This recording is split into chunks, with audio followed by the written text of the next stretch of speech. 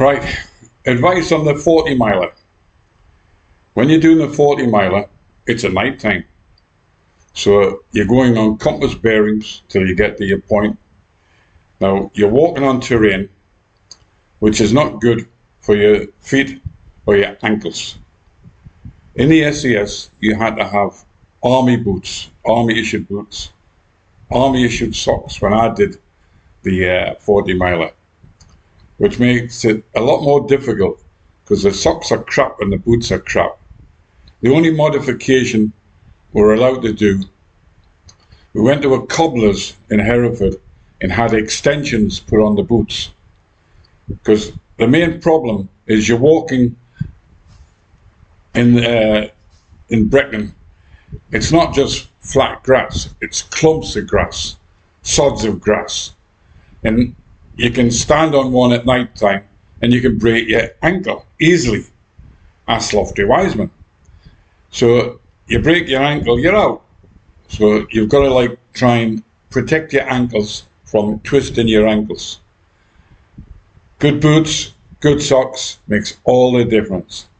But the British Army haven't learned that. Anyway, that's another thing. So you're doing your 40 miler, heavy pack, head down, arse up. That's the only way to do it. And look at your compass. I think there was only one checkpoint I came across where there was an instructor who weighed your Bergen. And you got to wise up. Once you've gone through the checkpoint, dump your water. You can always find water on the Brecon. There's streams everywhere. You're walking through them.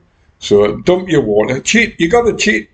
Use your brain. I'm only 5'6", right? I was, I think, 75 kilos at the time.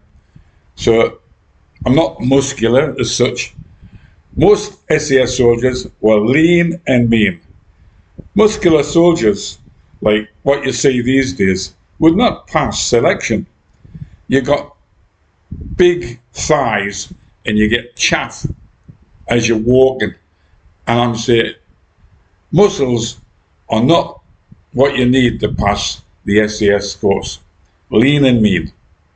So you get past the checkpoint, dump your water, and before the next checkpoint, fill up with your water again. You got to be using your brain all the time.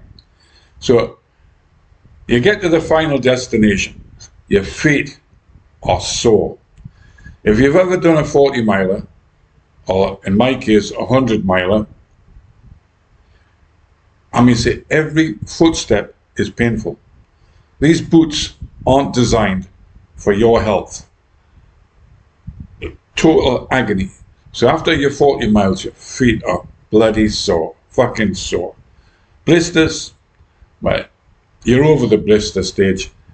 By the time you get to the 40 miler, you've had your blisters, they've healed, and but your feet still aren't strong because because they're wet all the time. You get them like crinkly feet and like dead skin, lots of dead skin. Over in Cambodia, they've got this fish tank and they've got little fish and they eat all your dead skin off your feet. I tell you what, it's like being a newborn baby after them fish have got the dead skin off your feet.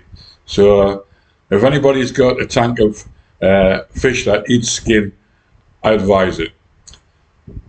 You finish, you get to the checkpoint. Now this is the killer. This is the psychological warfare of the SAS. You've made it. You're tired. You've worked all night and you're physically and mentally fucked. So you get to the checkpoint, final checkpoint, and the guy says, well, you've passed, but we've only got one problem. The lorry is 5 miles down the road and it can't get up here. So you'll have to walk down the 5 miles and jump on the lorry down there. And at that point, literally half of my selection said no.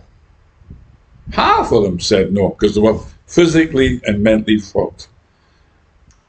The idea of the SAS, you can never say no to an order. So The thought of doing another 5 miles when you're totally knackered is, oh my God, no. But it's a trick. You go around the corner and there's the fucking lorry, right? All them people failed on the last test because you can't disobey order. The lorry's around the fucking corner. 50 yards around the corner, you get in the lorry. And all those that said no have to get in the lorry and go RTU back to their units. So this is the psychological warfare of joining the SAS.